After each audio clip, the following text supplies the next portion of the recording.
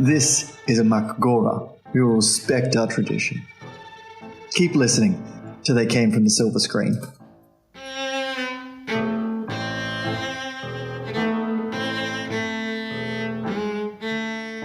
Each week, myself, Josh Tregenza, and my co-host, Damian Danaher, pick a film and discuss it at length. Damian, how are we doing? I'm doing a lot better than I was last week, bro. How are you going? Yeah, well, I'm about the same as I was last week, which is, I guess it's good. Yeah, I'm also about the same as I was, 5 minutes ago. When we first did this. When we first tried to record this introduction, yeah. Which is a reference that literally no one except us will get. But I'm nothing if not about the esotericism of the podcast industry. So, you know what? Leave it in. Peeling it back. One strip at a time. Onion layers, baby. Onions. Yeah, going through the portals into the other dimension of podcasting. Nice segue. Yes. Because of course, this week, we are discussing the long in production video game film Warcraft, directed by the one and only Duncan Jones, aka Zoe Bowie. May his father rest in peace. And his big film that people may know him from was directing the 2009 Moon with Sam Rockwell. Indeed. And Kevin Spacey. He then went on... Very low budget. But you wouldn't know it. That was a fantastic You wouldn't know film. it. That movie had $5 million, which is nothing. As far as I recall, to do that. And by all accounts, most of that budget actually went to Spacey. It is. To get him on board. And, money well worth. I heard an old wives' tale actually about that Spacey actually refused to lend his voice until he actually saw the entire movie. Really? With someone else doing the voice of the robot. And then after he saw it, he said yes. That seems like a dick move to me, to be perfectly honest. Yeah, so, but anyway, proof is in the pudding. It worked. It worked. It was a beautiful, amazing little tribute to Logan's Run and 2001 and, the old-fashioned hard sci-fi, that most reminds me of, Alien, Ridley Scott. Yeah. Working men and women, of course, in a sci-fi environment where the sci-fi almost isn't even the point. Yeah. And it's just the backdrop to a greater story. Indeed. So it is kind of strange that we now find ourselves reviewing a film that is almost hilariously divorced from what Moon was as a concept and as a film in terms of scale and budget and subject matter and theme, everything really. Yeah, and I guess you could say that when Jones did Source Code, he was starting to bridge that gap between the everyday and the fantastical. Yeah, it's and also a slight rise in budget. He'd sort of gone down the Robert Rodriguez, El Mariachi trilogy route of doing his first movie for peanuts, and then he got a bit of a budget for the second, and then for the third they gave him some serious money to and tech to work with. And between then, he'd be playing around with a whole bunch of things in the Spy Kids films and Shark Boy and Lava Girl and all of that. So he'd cut himself a fine bit of technical prowess between those two things. Whereas Jones run head first into this. Yeah, he's very much. I think of him and I think of Gareth Edwards, to be perfectly honest. Yeah. You do Monsters, a very, very low budget, but, technically beautiful and beautifully shot and excellently acted film that was made for peanuts. And then, he was gifted Godzilla, gets a big budget, on a property that, hasn't been popular for a good while, which I would argue is the same with Warcraft. And I mean, most people won't understand this, but subscribers for WoW have like dropped dramatically. I think we've got we've got a month until the next big update is happening. And then that will probably bring back things, but then it'll taper off. And so, it has plummeted. Yeah, and so then now, I mean, Edward's been, gifted with, Star Wars property, a proven IP. And so, it's funny. We'll talk about the actual movie he's done this week, but I mean, I'm kind of curious to see what like Jones does after this, because he's cut his teeth on the big blockbuster,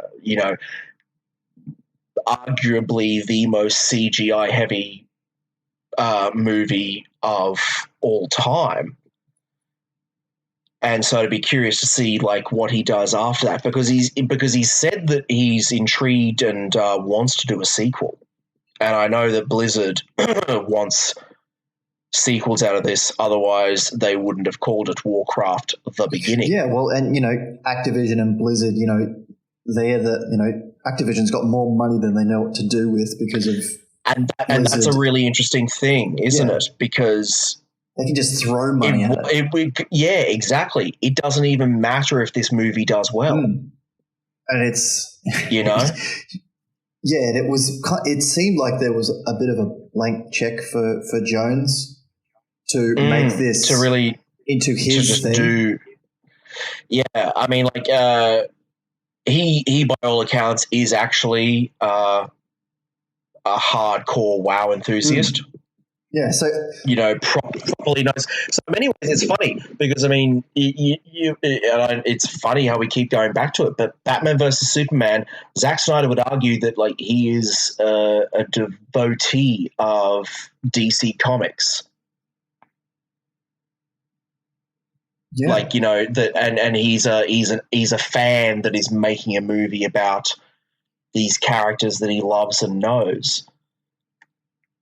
And Jones, by all accounts, is the exact same. This is a guy that knows the lore, and so to kick it off. I mean, this movie has been in production for 10 years.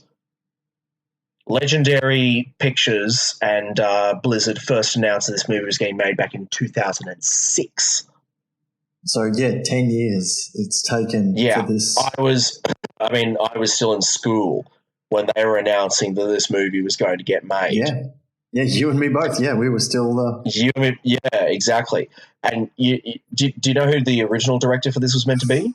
Ooh, I couldn't guess. It was going to be Sam Raimi. Oh, so this is what, mid Spider-Man for him? No, it was after Spider-Man. Raimi signed on around 2011. Gotcha. All right, then. So it was after that. Yeah, and then he bailed to go do Oz the Great and Powerful. I'm pretty sure. Which, funnily enough, I mean, if you want to compare CGI heavy fantasy movies, I mean, straight up, I'll take Warcraft over Oz the Great and Powerful any day. Yeah, that's which is a very intriguing concept, because I mean, let's not mince words. This movie wasn't exactly darling with the critics. No, not at all.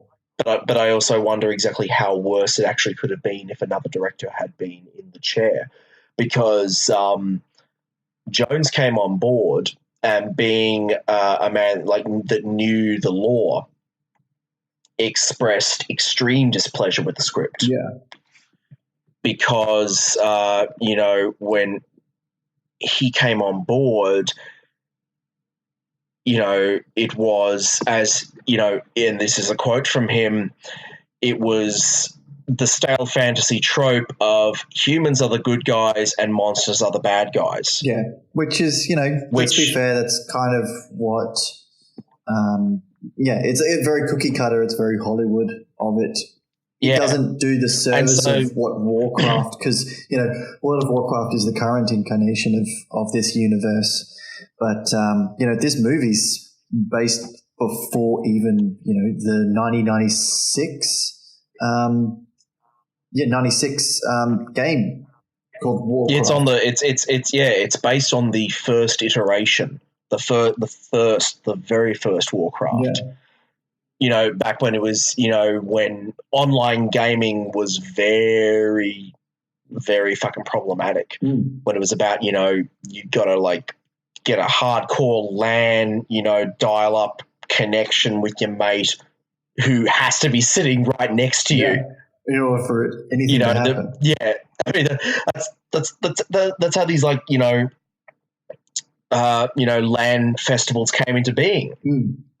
Back in the golden days of yore, was you couldn't do a competition online. Yeah, I think you had to be in the same room. To actually, for it to be even vaguely possible for you guys to play a game together. And of course, 10 years, how time flies. Yeah, 10 years it become, World of Warcraft, it is very popular still, despite dwindling subscriptions, it's still insanely popular. People lose their entire life to this game. Absolutely. And I mean, I'll be intrigued to see, not that because I haven't checked yet, how box office results go down in places like South Korea and China, where this game is still running like absolute gangbusters. But the other thing I also wonder about is, were they right to start this movie with the first game? Well, because the lasting memories I have of the game are from Warcraft 3. Yeah, well, I don't think there was even a proper story based around the first one. Because the one that I remember, I don't know if it was 3 or if it was 2, but it was the main character was Arthas. Arthas is the human one, and then there was the orc, who was the descendant of the Jiritan. Yeah, it was by generations, because it was this was, and he's an inconsequential character. That far further along. Yeah, so it's I mean, basically 100 years before we're starting to understand what's going on in in Warcraft 3. Then World of Warcraft is is some years after that as well. So it's really far back. It's very interesting that I guess it's being able to take their time with this and to really pay respects. I guess that's what. And I have to assume that that's the reason. Yeah. And, the fact that they want to do a trilogy, so maybe eventually they will get to the lore and the history of Warcraft 3. But, I mean, I understand that they have quite literally an endless and bottomless pit of money that they can draw from. Yeah. Activision, they got all that fucking Call of Duty money. Yeah, they ain't running out anytime soon.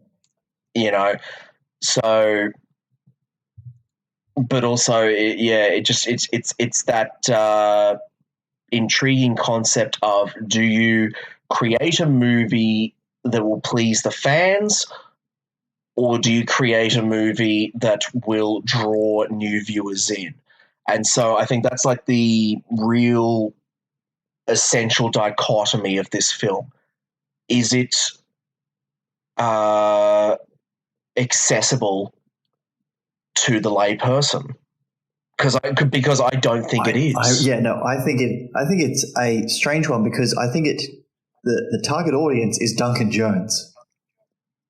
I think this is a film purely for himself, that he would be proud to see up on screen. I don't know whether because I do not play WoW. I do not. I've played maybe a few hours of the Warcraft things. I have a very small. I played the single. I played the single player campaign in Warcraft 3. Yeah. But I have no notion of anything that happens in 1 or 2. I have no concept whatsoever of the fucking shit that goes down in World of Warcraft. Yeah. There was some expansion I saw advertised where there's fucking pandas now. Yeah, there was the So there was just the pandas and all of that. so I mean, like, you know what, I got no clue. I think the Fell's coming back into it, but like.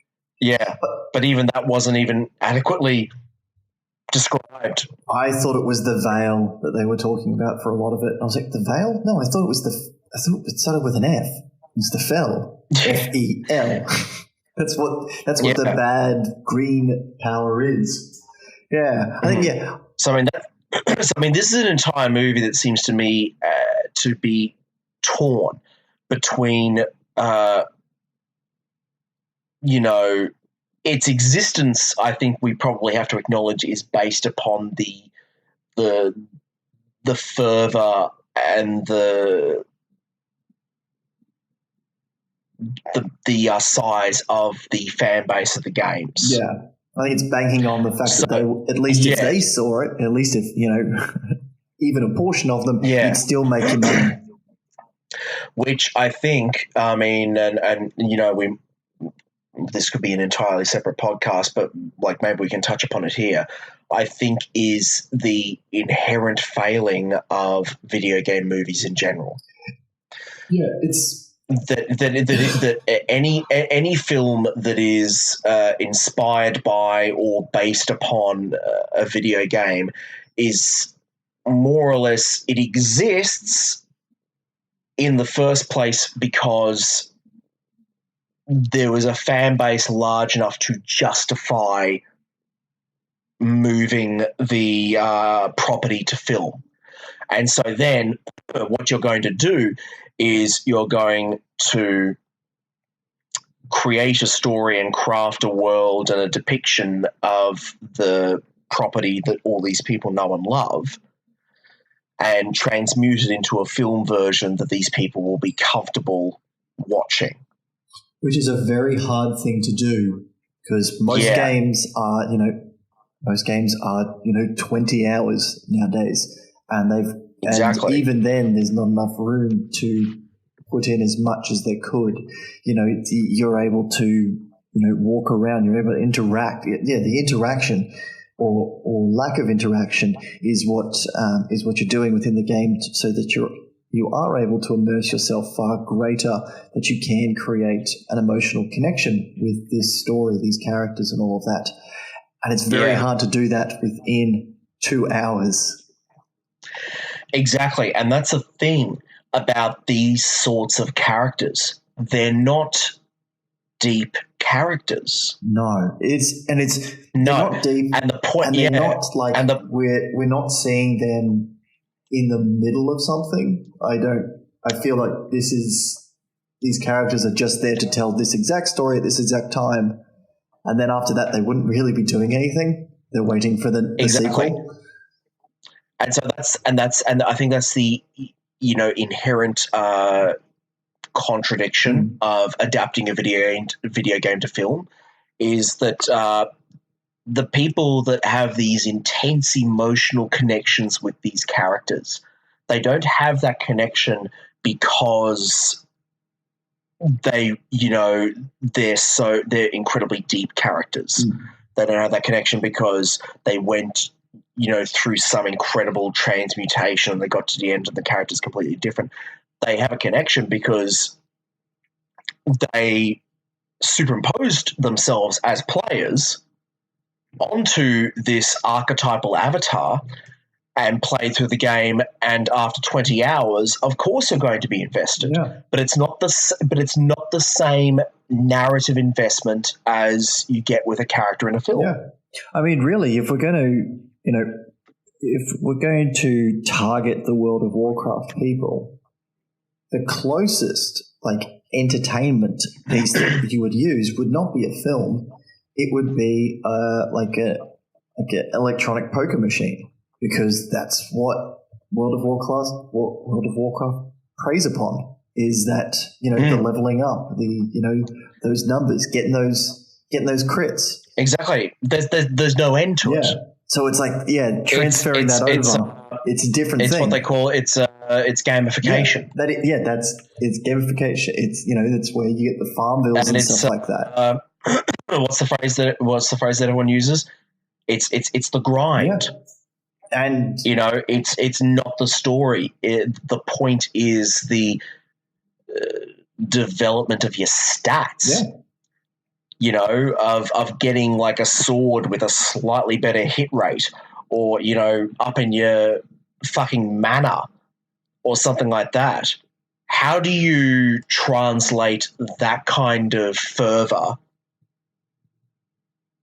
for that style of entertainment into a movie where, and I know everyone, you see a lot of movies out there nowadays where that's, people don't seem to think that's the case, but with cinema, narrative is still king. Yeah. Well, yeah, it is. And if you don't have a good story, and it seems insane that I have to say this, but if you don't have a good story, it's going to suck. Yeah, and a lot of a lot of games are coming out that are taking more of the the opportunities to develop a storyline that is far better.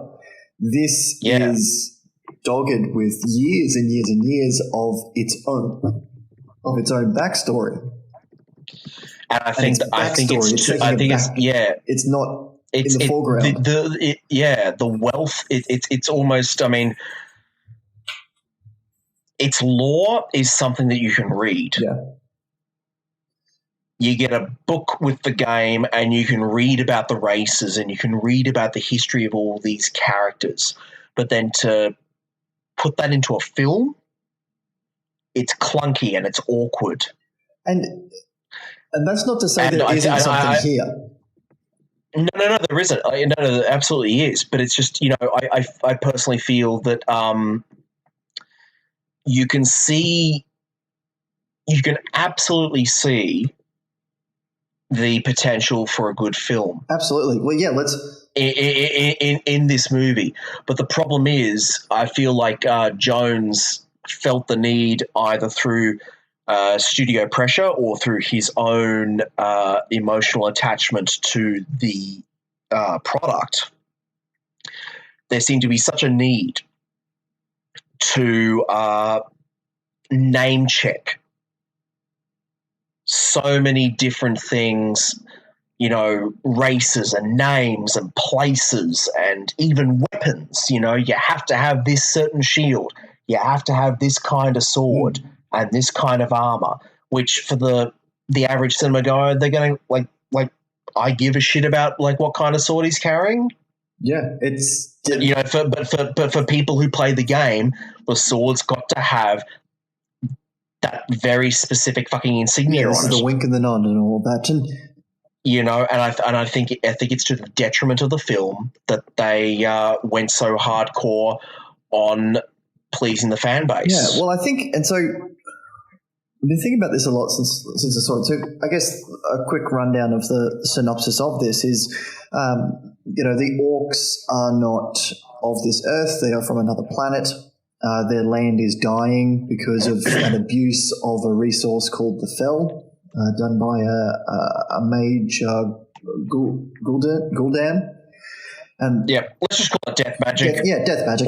Or necromancy. Yeah. It's fucking necromancy. That's pretty much what it is. Yeah. So Gul'dan is using it. He's rallied basically the last survivors of the orc species. And they've opened up this portal in order to go to Azeroth, which is the land of the humans and the high elves and the dark elves. So basically, everyone else and the dwarves. Yeah. So your standard Tolkien races. And then the orcs are there. The orcs are there, and Gul'dan is saying that we need to conquer this world and all of that, because they're a war race and all of that. Now the chieftain quite nice, because That's a good place to start. I think it's real. It's and this is one of the credits to the movie. It doesn't start with the humans. No, and I think if we're going to make this a really good film, I think it shouldn't have shown any sort of it should have seen the humans and all of that as basically just stand-ins. Because the real story is I was going to say the real story is Durotan and his attempt to the Frost Wars basically forge peace. It'd be fascinating, I think, to see an entire movie, like the whole movie from his point of view and his journey. Yeah, I think that would be fascinating because he's dealing with the politics of dealing with all these chieftains who are, they're all trying to vie for control under Gul'dan. Then he's got his right hand man, Blackhand, played by Clancy Brown. Holy shit! Great to see Clancy Brown in anything. Was he played by Clancy Brown? Blackhand. I thought he was played by Robert Kaczynski. No, that was. What was it? Orgrim was. Robert Kaczynski played his. He played Dutan's right hand man, the bald one. Yeah, Doomhammer, and then Clancy Brown played Blackhand, that bad chieftain, the big bad, basically. Yeah. So it was Durotan and Doomhammer basically trying to team up together to find a peaceful solution. God forbid. Yeah, which is a peaceful solution amongst a warring tribe because a warring people because that's all they know that they've it was early on that they said Gul'dan's found someone else for us to fight. It was there is no one else for us to fight. So these are people who are on the edge because they're either their world is dying, their people are dying, and this is a new world that they've happened upon. They've been gifted basically. They've got a chance to start anew or start differently. And I think that was what they were trying. And see, that's where the movie demonstrates promise. I think, because it deals with some quite interesting, complex issues about the nature of warfare, the nature of tradition versus pragmatism. Yeah, and this is also this is a new father as well. He's got Durotan's got a pregnant wife who, as soon as they end up on Azeroth, she gives birth to the child who, for a large part of the film, goes unnamed. To do a name check of goer, brother to Kal-El, of course, Superman. Yeah. So because of course it all ties back. Yeah, because of course they had, and then it's one of those, it's that name check of yes, and then he's going to sire Thrall, who's a big character. They're the big characters within the Warcraft storyline.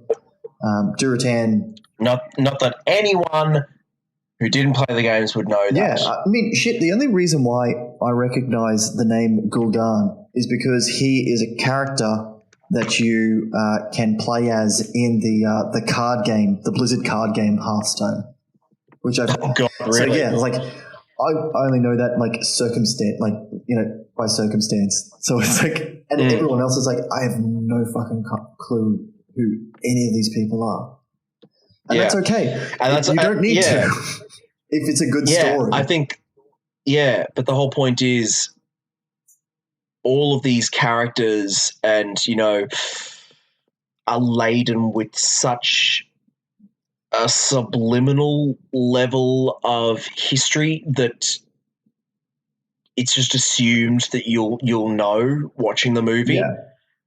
That for someone like you or I, we are aware of the IP.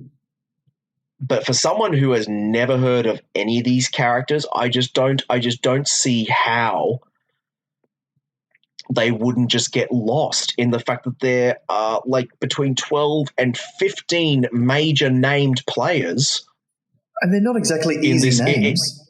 They're not. Then they don't roll off the tongue. Yeah, Anduin Lothar, Gul'dan, Medivh, Llane. That's And there's a thing that they do in movies that they usually never do when they adapt from books. If there's two characters whose names sound vaguely alike, they'll always change them. But you've got Gul'dan and you've got Gamora. Yeah.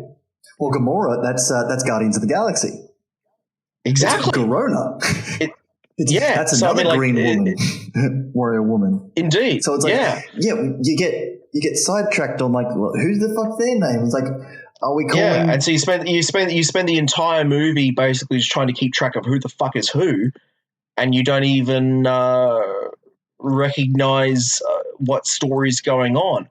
I mean, the whole notion of Gul'dan and his death magic and trying to open the portal. I mean, it's implied, but it's not exactly ever stated that that's what he's trying to do.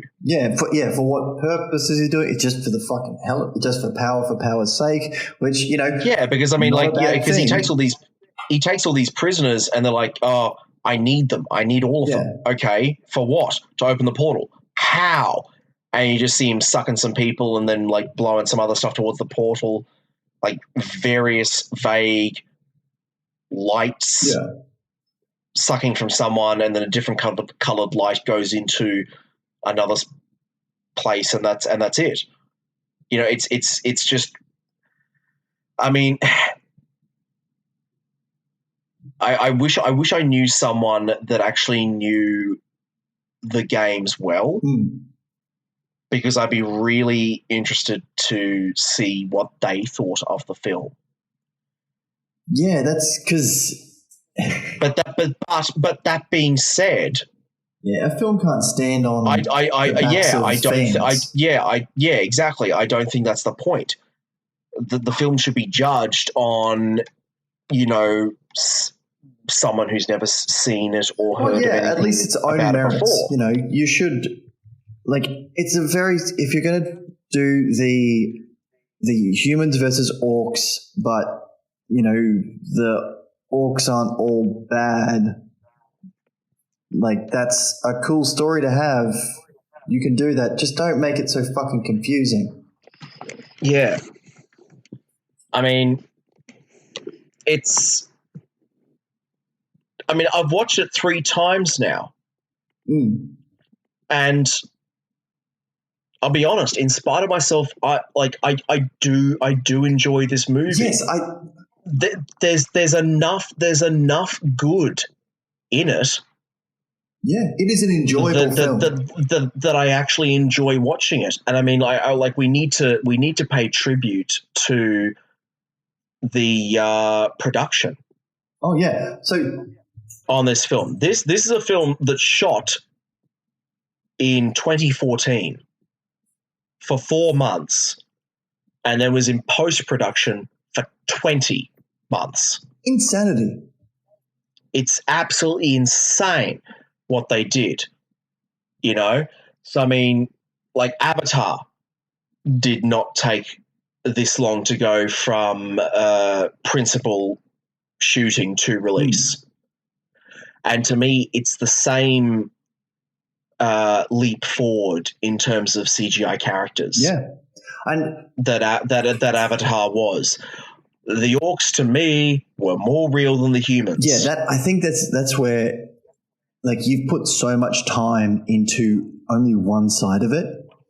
So like the landscapes and the orcs look fucking amazing, just so amazing that. I know this doesn't sound like correct, but they looked human. Yeah, no, they didn't.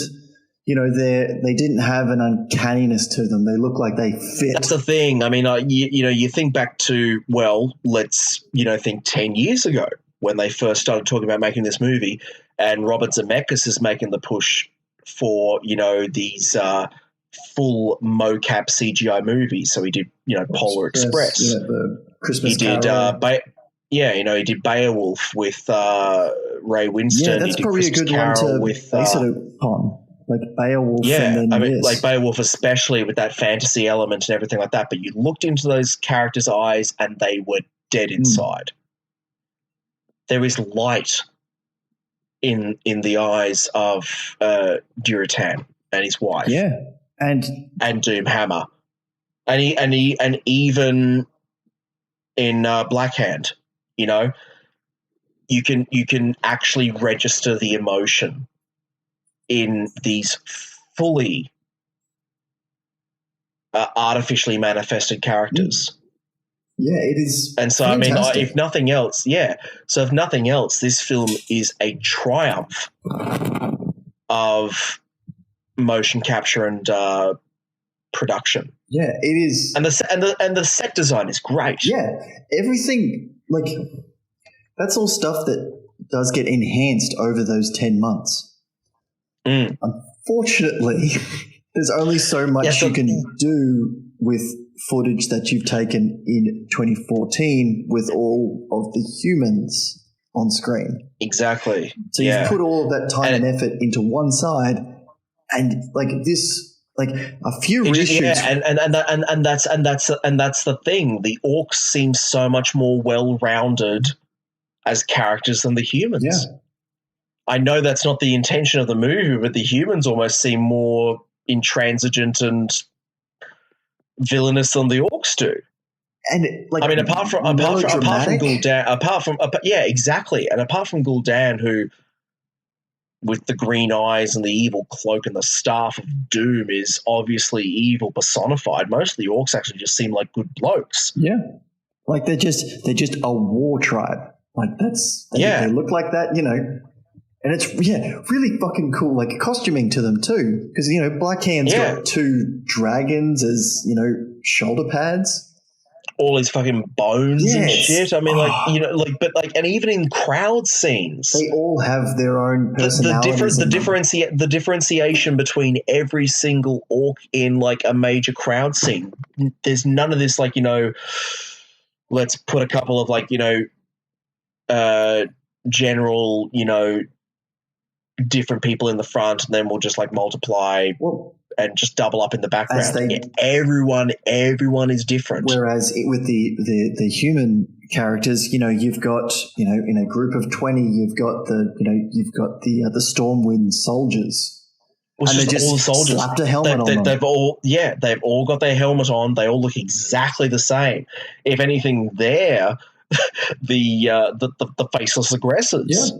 This is of the movie. The orcs in battle, you see them. They've got more emotion. They're, you know, roaring and crying and attempting to, you know, the Knights of Stormwind basically, you know, preserve. Yeah, that's what they are, as opposed to the orcs being like the rebels. Yeah, and so I don't know if they meant for it to be taken that far in that direction. I assume they didn't, because Duncan Jones said he wanted it to be 50-50. I don't think he succeeded. I think he gave too much to the orcs and not enough to the humans, to be honest. And it's, you know, there were, you know, and it's, I feel that there are better actors in the orc side as well. Yeah, I mean, it's interesting because you look at Travis Fimmel, who plays Lothar, Anduin Lothar, so the titular character, the de facto hero of the movie, you know, on the human side at least. You know, Australian actor, very, very well known for his leading role in the TV series Vikings. Yep. And that's which I have never seen. Never seen it. No. But I have to assume that that's where his accent comes from in the movie. Yeah, that feels like they gave him a bit more hair because, you know, he's got like a mohawk or something like that in it. Well, that's the thing. Picked him up and put him into they let him keep the beard and gave him a wig and basically said, be your character in Vikings, but now it's orcs instead of other Vikings. And I can only assume take away some of the characterization you had in Vikings. I'm assuming. Never seen it. I mean, It ran for what? It's still running, so you know. It's still running. They've done. I think they finished season 4. Yeah, so or something like that. It's funny because I mean, they always say, the soul comes through the eyes, which is what we've just talked about with the CGI characters. But like, he's a distracting. Tell me if. Yeah. Thank you. He's a very distracting. He's like every single scene he's in. Yeah, it's I'm trying to think of the phrase. They're unnecessarily piercing. Yeah, he looks like he is trying to pierce. He's trying to he's got laser eyes and he's trying to burn holes through everyone there. The entire audience is just like, and it's just like, thank Christ! I thought I was the only one. I was like, this is and it made him really uncanny. He was uncanny, whereas the orcs weren't. He was, and he's just I mean, it's funny. The orcs acted naturally, and It was only the humans that acted like they were in a fantasy movie. Yeah, Ben Foster's playing the Guardian was Medivh. Yeah, he was. I mean, look. Poor guy. I've got a soft spot for Ben Foster. Him. Because I think he's an amazing actor. Almost as good as Scoot, but almost. It's hard to get a leg up. I really loved him in 3:10 to Uma. 3:10 to Yuma, he was excellent. He was excellent in The Messenger with Woody Harrelson. Mm-hmm. He's a very, very good actor, and but you know what, I liked him in this movie. He up until the end, I would agree with you. I thought he played it out really well until he became very melodramatic, like he was a villain from a sci-fi film, like Sci-Fi the Channel of like Sharknado and all of that. Jesus, that's a harsh burn. Yeah, it's funny because I mean, for most of the movie, he actually downplayed his character so much that it ended up being over the top. Yeah. No. But I kind of liked it because it was that you could see that it was a self-aware. Like I felt like he was one of the only actors that actually knew how ridiculous this entire proposition was. I think him and Callum Keith Rennie, who played his right-hand man. Yeah, I feel like Battlestar Galactica he was in most famously. Exactly. I remember him mostly as playing Leoben in Battlestar Galactica. Yeah, and I feel like they had very good chemistry because I think they were both in on it. It's funny. I think one of the greatest criticisms that I think this movie's had from most critics and even some just audience members is that it plays everything too straight. Yeah, I think this is a movie that doesn't actually understand. I think that honestly that comes from Duncan Jones because he's taking it very seriously because he's got so much invested. Exactly. There's a reverence to the source material that is blind to just how fucking ridiculous all of this actually is. And I think the best person you can see how that can be taxing is Dominic Cooper. He is paying that in. Yeah. You see him wanting to deliver this, deep, interesting portrayal of a good king that's driven towards a terrible moment of decision towards the end of the film, but you're just like, he's bland. Yeah. He's so bland. And so, when that final scene comes where he basically convinces Gamora to kill him in order to gain favor with the orcs so that she can then be a diplomatic force within their coterie so that then when the next movie comes around, she can actually enforce a peace between them and the humans. It's meant to be the emotional climax of the film, but she stabs him and I'm just like, Ah, all right, fine. Well, it was because it's a plot point that was brought up very nonchalant. It was just halfway through. It was like the Queen was saying, I'd get no honor if I killed the Queen. I would get more from killing. But that's the thing. King. But it wasn't even a plot point. It was just a brief exchange. It was just a fact of the difference in culture. Yeah, and it's that was a thing. And then suddenly they're in the middle of a fucking battle, and there's soldiers somehow they're able to have a fucking 3-minute conversation about the future of these two races on this planet without any kind of outside aggressors attacking them at all. Which we already know there's many of them. And they seem pretty fucking ticked off in the council meeting that they all had. It was pretty much everyone was at their wits' end with Stormwind Kingdom. Which I think too. Oh yeah, I mean, again, that's just like a fucking name check scene. And it's just it's just for people that are coming in. It's it's Warcraft. Where are the high elves? Oh, here's some high elves for you. Do they do anything? No. Just kind of pissed off. Next movie. Yeah, it's it was purely so Garona was in the right spot to set up to align itself with the law. That's what it felt like. Exactly. Yeah. So she can murder, Llane. She can murder the king, Llane, and then and so facilitate the uniting of the humans and the dwarves and the elves. Yeah. Against the orcs to then set up the next movie, and that that was actually the deal breaker for me, because for the most part, for almost the entirety of the movie, I was actually willing to just kind of, go along for the ride.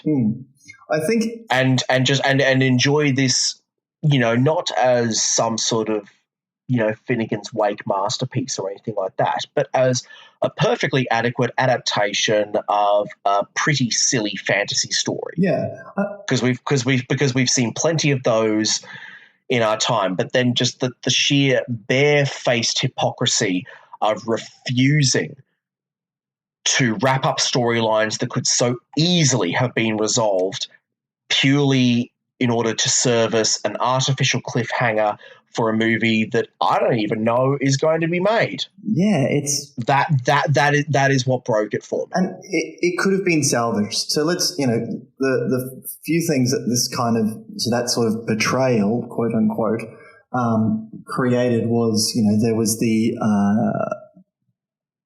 romance that apparently was happening between Anduin and Garona. Yep, if it was, I certainly didn't see it in any scene in the movie. It was 5 minutes before, they had to go off and do the big battle and all of that.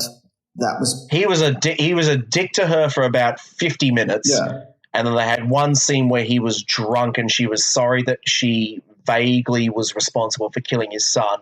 And then the next scene, they were thick as thieves. Yeah. So, maybe let's play that out a little bit more. Let's actually develop that is a romance that's blossoming sort of thing. But then you've got the fact that Garona's big thing is that she's an outcast. And so instead of the king saying, hey, you should do this, let's take the power out of the hands of the only influential woman in this picture. Why not she sees this opportunity to get back in with her own people? She can either create this relationship with the humans where she would always be an outsider still, or she could be accepted by doing this one thing, and she knows that would bring her, it would align with her goals that we've been shown. And she's an outcast, but she wants to be part of her own people. Give her that power to do it. Then she does it. Then that romance does that.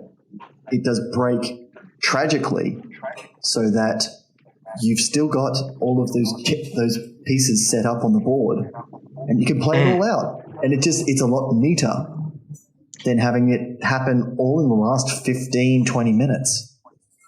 Yeah.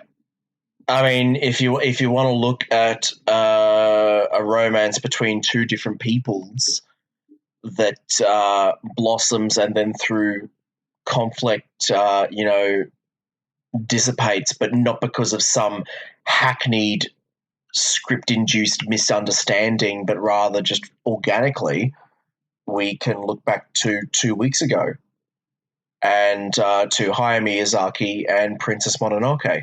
Yes, of course. That is a romance that built and was organic and was beautiful, and then shit went down, and it wasn't this harsh, you are now my enemy. It was just, we love each other, but we're too different. Yeah. We service both of our people better by going our separate ways. And that's how I really actually thought the movie could have ended beautifully. If, fine, Gamora goes through, with killing Llane. As a plot point, I don't dispute that. I think that is a perfectly serviceable way to go about it. I think the way the movie occurred meant that it just wasn't as impactful as I think the movie thought it was. No. But to have Lothar then just suddenly to say she is now our enemy, she made a choice, that just seems so heavy-handed, and it just seems so contrary to the delicacy that Jones said he wanted to bring to this movie. Why couldn't they do the Mononoke route where he says, I accept the choice that she made, I understand why she made it? Because, he's meant to be a smart guy. I wouldn't know that from what we saw. I know, but the movie certainly seems to think by the end that he alone is the guy to lead this entire alliance of races. So it obviously has assumed throughout the film that we accept that he is a character with judgment, despite the fact that he ignores multiple warnings from Khadgar. Oh, yes. Bare-faced warnings that Medivh is up to no good. Here is hardcore paper, Snowden-style evidence that he's doing some shit, and he's like, don't worry about it. Or at least not until the plot requires that we worry about it. And really, so I mean, I think if they wanted to tease a sequel, fine. But if you're going to do it with some fucking delicacy. So have it that he understands why she did what she did, and that he still loves her. But now there's that conflict of, She killed the king, and I understand that she was backed into a corner, but where will her loyalties truly lie at the end of the day, as opposed to she stabbed the king, she did it because she's evil, and now she's evil, and she's the leader of the Orcs because she's evil. Well, she doesn't have to be evil, but that's the easiest way to play it out. But that's just how it read to me.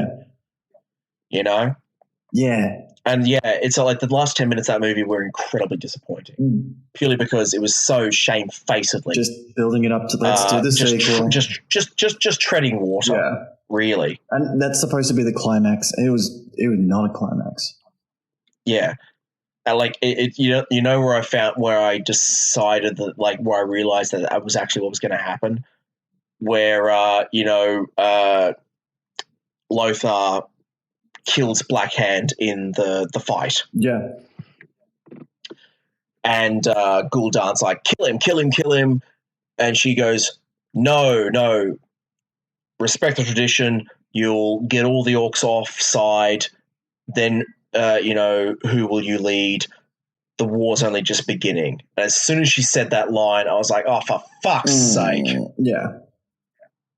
Anytime in any movie like this where someone says something to the effect of the battle is over but the war has just begun, roll eyes. I just want to punch the screen, because it's not necessary. Yeah, it's not like this. It was really weird that, what is it? I guess 20 minutes before the film ends, the only decent character in this entire film gets killed. Like Duratan. Yeah. Exactly. In a very unceremonious manner. And then for and then it just trails along. And also to have the whole movie championing this sort of 50-50 point of view between the orcs and the humans, and then to have the main spokesman for the orcs basically get killed. It makes the movie lopsided. And then the last thing you see of him is Doomhammer ripping out his goddamn tooth. Yeah, which I get is that's part of their tradition thing of tenderness and everything. And just that final fucking baby Moses, orc baby in the river, and then he gets picked up, and it's like, you shall be the leader now. It's like, oh God, tease us more, why don't you? Yeah, let's all get in for the circle jerk. Let's go. Yeah. Let's get in line. Yeah. So to sum up, the movie on its own was actually not that bad. No, it was enjoyable. We didn't talk much about Khadgar. He was a fun little comedic sort of thing that helped push the plot along far more than he should have, really.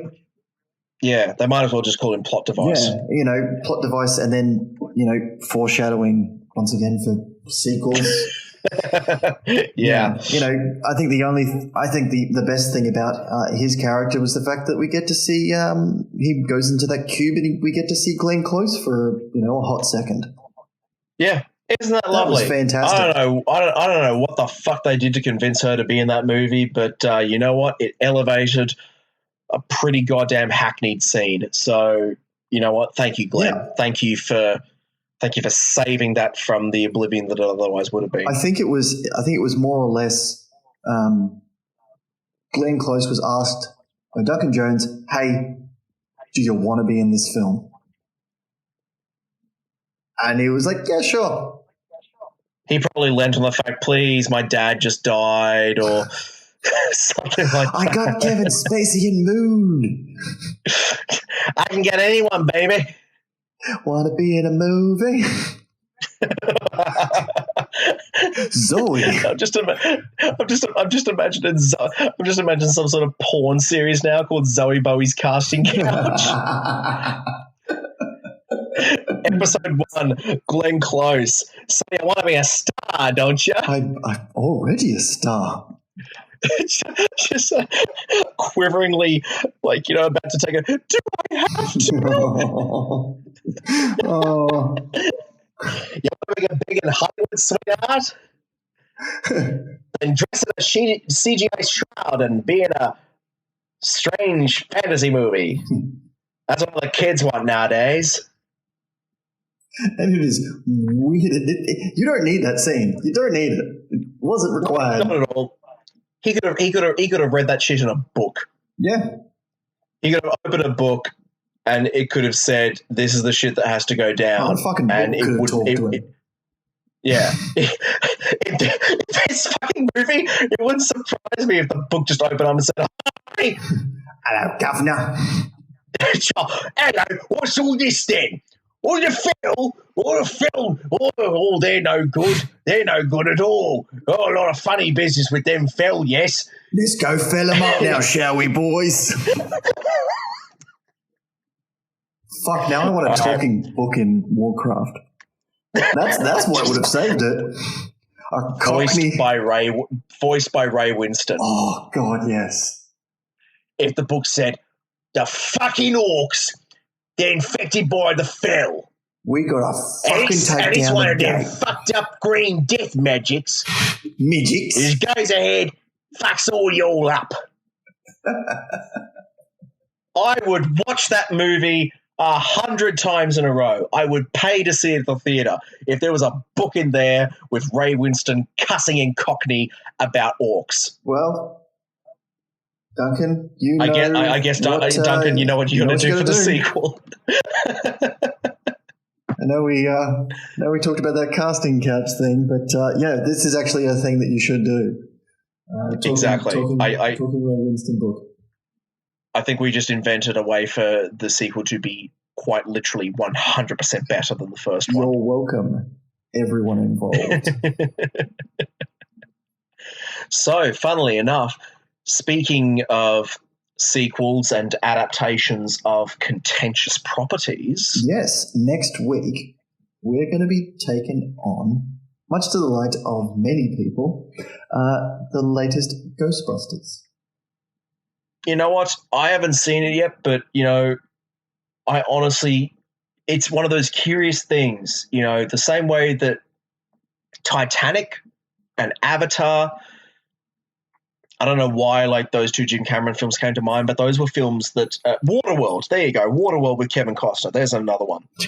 Those are movies like this new Ghostbusters that have basically been judged before anyone actually saw the film, based on the production or the history or sexism. Yes, also that. Yeah, mostly that. Let's be honest. Be fair. Let's be absolutely fair. It's basically because it's got chicks in it. Yeah. And, these are, the people who brought you, Bridesmaids, which was, I didn't think anything of that film. When coming into it, I went to see it. I fucking quote that film all the time.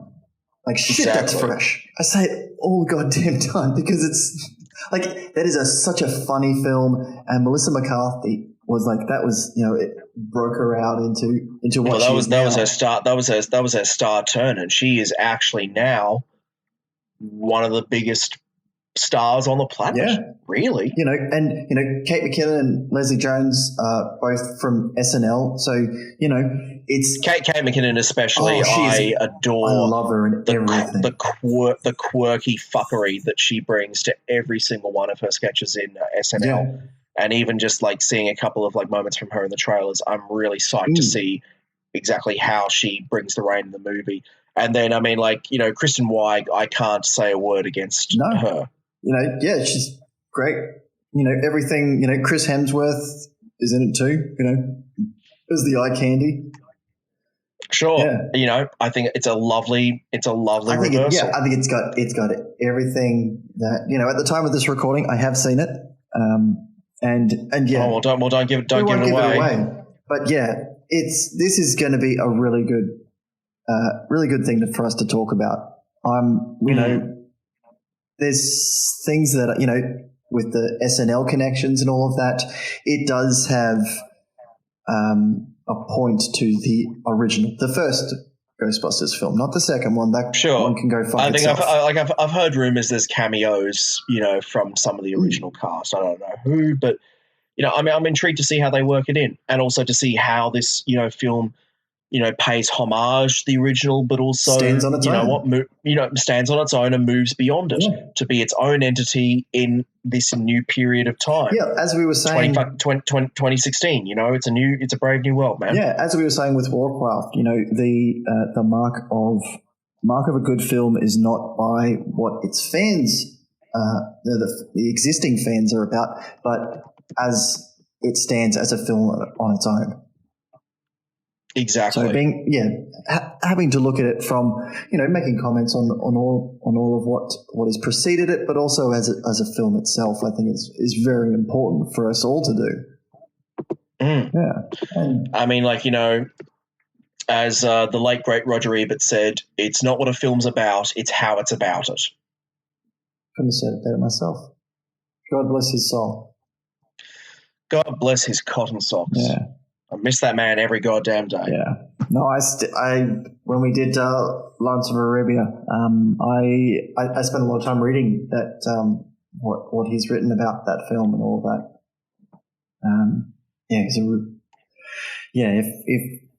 If people need to read more about it, and there's all of his reviews. If anyone ever wants to clue themselves in on, films. Older films before 2013, April, which is when he died, look him up.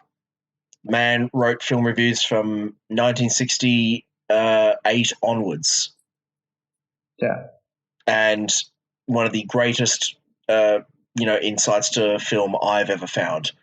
He certainly taught me a lot. So if anyone wants to read reviews on films just to get an insight into something you've seen or something you want to see, absolutely read him. They're all on his website, rogerebert.com. It's still maintained by his estate, and new reviews are posted there every day by a coterie of reviewers that he chose before he died. Yeah. And I still go there for reviews for every new movie that comes out. Yeah. So go do that.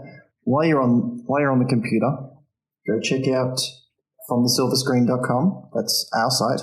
You can get all of our social media links. And listen to our back catalogue. We're now, we're past 10. So, we're deep. We're deep in this motherfucker. Well, dude. Balls deep.